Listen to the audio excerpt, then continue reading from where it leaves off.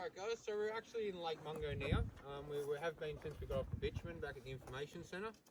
Lake Mungo spanned 38 k's wide and 18 k's long. It was predominantly fresh water. What you can see behind us is what we call the lunette, or the walls of China. It's actually called the lunette because from a flight it looks like a moon-shaped crater. Got this name, the walls of China, from when the wool shed was still running. The labourers there were Chinese. The shearers used to make jokes to them. Does this remind you of being home? Big giant wall. And that become a 150-year-old heritage listed name. The little mounds you can see up there, they're what's called residuals. They're leftover dirt and things from either like a tree or something like that, being all the sand compacted around it. The lunette is blowing away very slowly. It's said that it's moving 1.5 kilometres towards Sydney every year, so eventually it won't be here. They're predicting about 150 to 200 years and it won't even be here anymore. Sydney will really enjoy it. Yeah, they'll give you a sandblasting. So the reason Lake Mungo is heritage listed is because in 1974 a bloke named Jim Bowler actually come up here on a bit of an expedition. He was up on the lunette, and after a bit of rain, riding around on his four-wheeler, and he came across Mungo Man's skull. He then dug a bit more, found the rest of Mungo Man, and he was actually over 6 foot tall. He was around 50 years old, and he was believed to be a hunter because he had bad arthritis in his right elbow. He was also a gatherer because later on in life he had his canine and molars removed. He was found in a ceremonial position, a bit like this, with a ceremonial fire at his feet, and his body was covered in what was called red ochre. Mungo Woman was later found, I think it was 3 years later, 500 metres away from Mungo Man. She was only a short 20-year-old. She was unfortunately found with her bones burnt, broken and reburnt. So we're not sure if it's the first ever cremation or it was a punishment or a sacrifice or something like that. But that's how she was found. After doing 2 world tours, they actually got returned to Mungo. They're locked up in the back of the Visitors Information Centre. No one can see them. The 3 tribes have finally come together and decided they're going to rebury Mungo Man and Mungo Lady. Obviously outside of where we can take tourist groups. That way they don't get refound again. They also bury them at the back of the lunette. That way the sand keeps covering them over. So we'll go for a walk.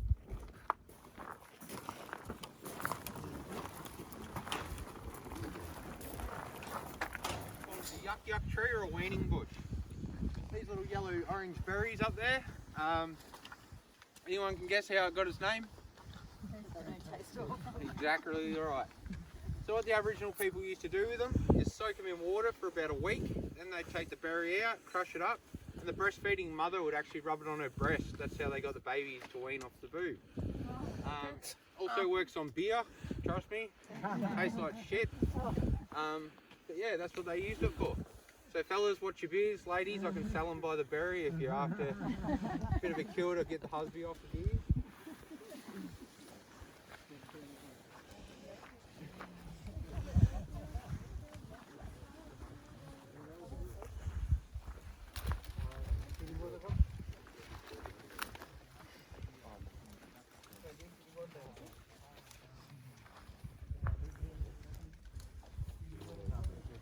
Back in 2003, a bloke named Leslie Taylor was taking a sunset tour like we are tonight. Unfortunately, he got halfway up the lunette, had a heart attack and died.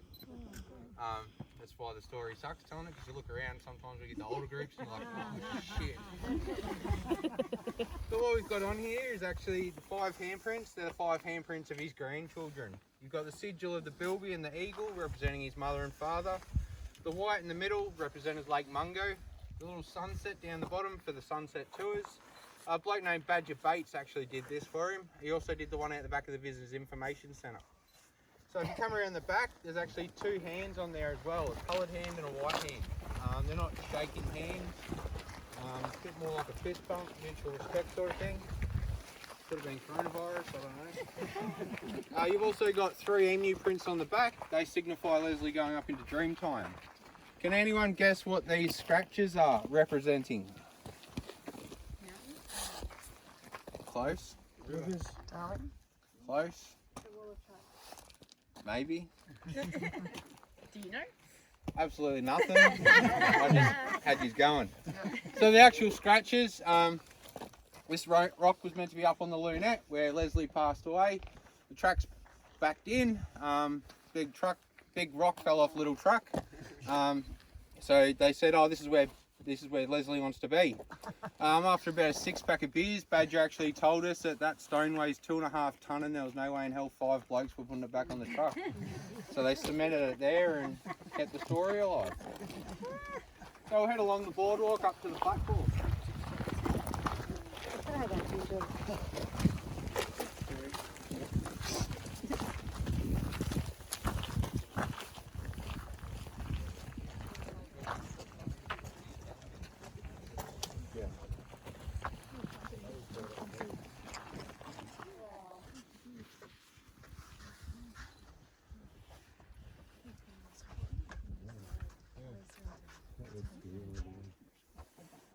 Alright guys, you've seen the Lunette, there isn't going to be a sunset, you can all piss off and get back on the bus.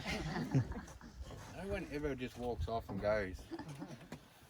So there is some housekeeping rules while we're down here guys. First one, if you see anything stuck in the ground, please leave it in there. We do try and preserve everything around here. National parks actually come and place a couple of sticks around things. I know it sounds stupid, but it catches the loose sand and buries the things back over. There are still a few things out there that we can see. We'll do that in a sec. This is meant to be as far as the main public can go without a tour guide. Makes me feel special. Once we get down here, we'll head to our left.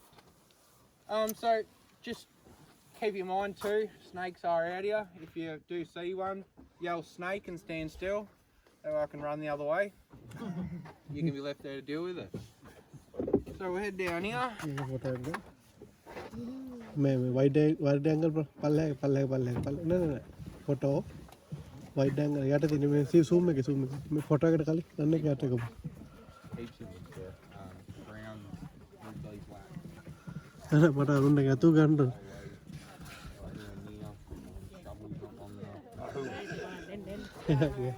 Chuck them in the fire, let them heat up.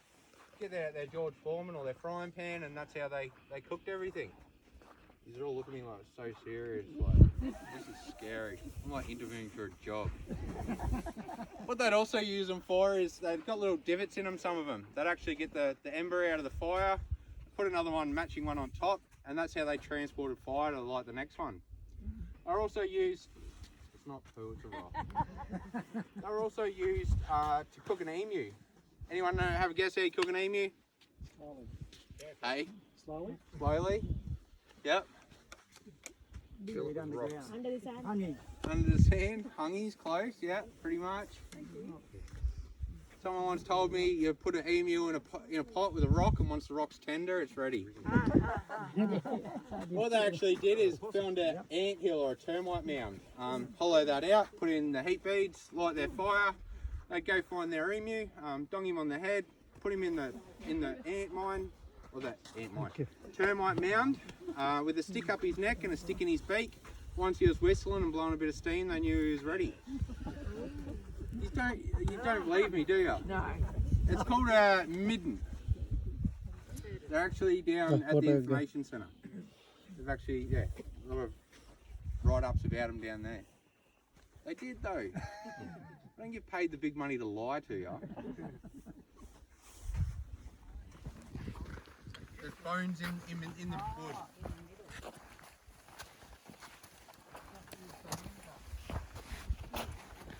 Not KFC, not T-bone. Kangaroo, maybe. Rat? Rat, possibly. Could be. No, I got no bloody idea. I just sort of make you all stand there and look at them for 5 minutes.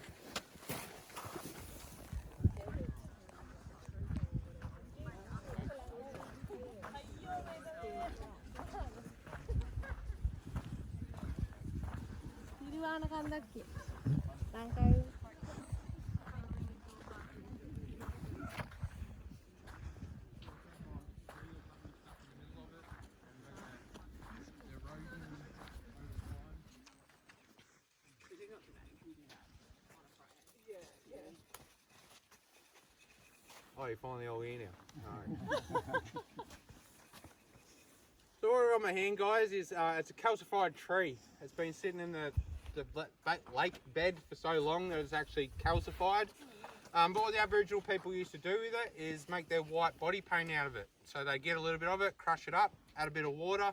That's how you got your white body paint. It's not going to work for me because it's wet. If you rub your finger on there for long enough, you'll start a fire. You might have to rub for a fair bit. There you go, you're a big boy, give it a good rub. The freaking tree, you dirty bastard. There you go, give that a rub until your finger turns white.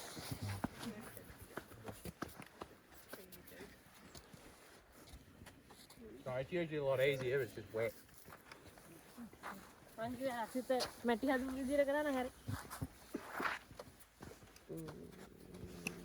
got your Golgol layer, which is the orange one.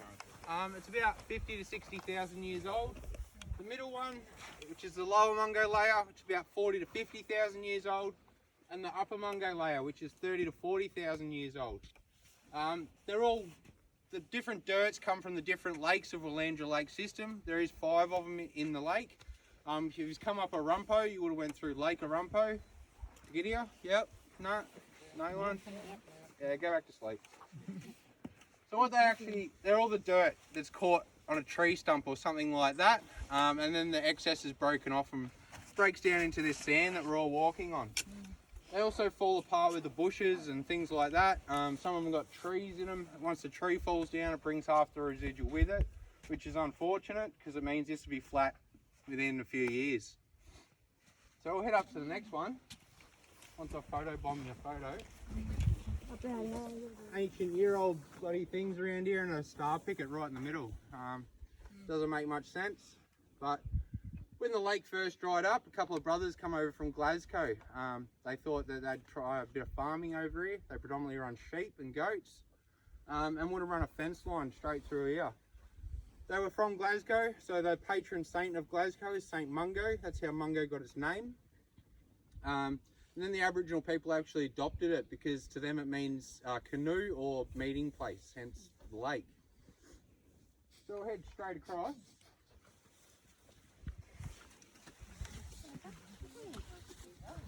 As we're close. First one has got a spearhead or arrow tip. The way they made these is it's called napping. So they'd sit there with their 2 stones and chip away till they got their shape. Oh, they get a life, mate. And then they'd sharpen them up on their grinding stone. You see your roof tile. It's actually really coarse on one side and really fine on the other. It's also got a bit of the stone still left in it or whatever they were using. You've got your red ochre that Mungo Man was covered in. It's not actually a rock, it's a tree. This tree did not grow around here, it grew around Broken Hill. So all this stone that we find in here actually comes from outside of Mungo. So it'll either come from Broken Hill or Pooncarie or things like that. And was actually traded for whatever they were looking for. So fish, kangaroo, things like that. You also got your cutting tools. You find when you put them in your hand, you can feel the grooves there where they've been worked away for so much. Few kangaroo bones, calcified tree. Other than that, that's about it. So feel free to pick them up, take a photo, have a look.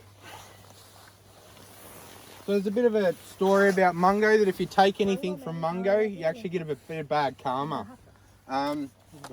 A few people, if you've seen down the back of the Visitor Information Centre, there's a glass case in there. See that white dot about halfway up?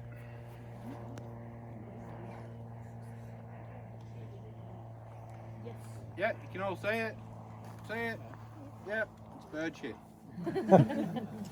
But just down here, about my head height, next to the dead bush, there is another bone. Yeah. Up next to the green bush, there's another one. Yeah. And then right up the top, there's another one. So if you come around the back,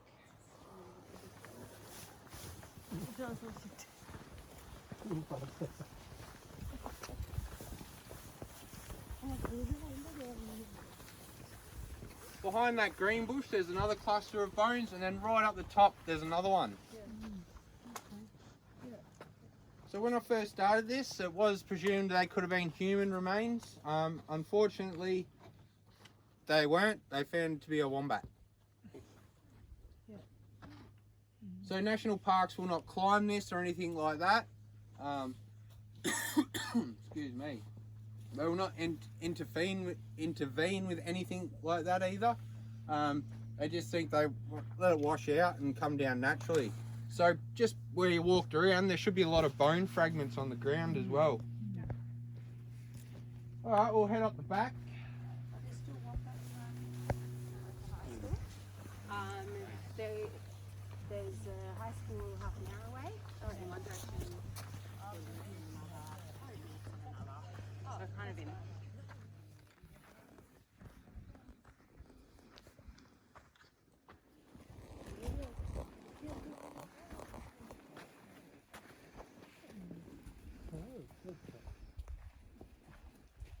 The red top lookout actually starts out there and then heads around the back here, past a few wells and a homestead and a campground, and ends it back up at Viger's Well, then comes back down the information centre.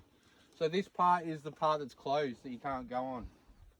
You can still go down to Zanky Homestead, Red Top Lookout, Mungo Lookout. I think that's about it.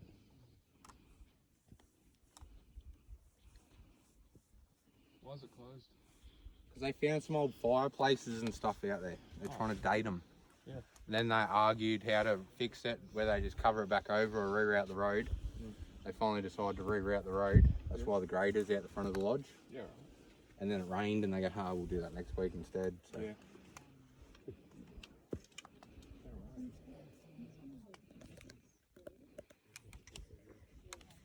Is Mr. Mungo found in this area?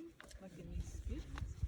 I'm not actually allowed to tell you Oh, okay. where they'll Yeah, found. secret, but in the sand hill somewhere. Yeah. Yeah. Somewhere in that general. Yeah. So around near Mungo Lookout, it was actually found. Yeah, okay.